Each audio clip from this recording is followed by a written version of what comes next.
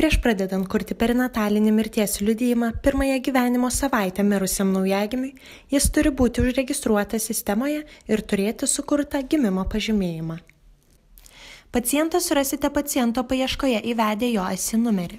Jei jo nežinote, sistemoje susiradę paciento mamą, jos paciento kortelėje spauskite visą informaciją. Atsidariusiame lange skiltyje Susiję asmenys pasirinkite pacientą ir užregistruokite jam apsilankymą gauti stacionarių paslaugų. Apsilankymo informacijoje spauskite pliusą.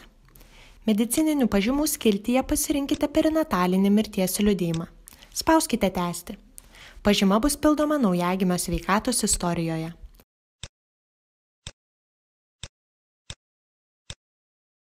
Pažymoje būtina nurodyti mirties liudijimo, mirusiojo gimimo ir mirties duomenis. Įveskite informaciją apie motiną ir nėštumą.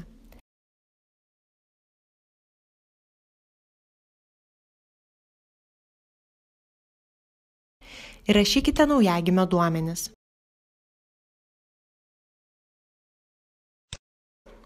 Įveskite naujagimio ligą lėmusią mirtį. Kitame bloke nurodykite motinos būklę lėmusią naujagimio mirtį.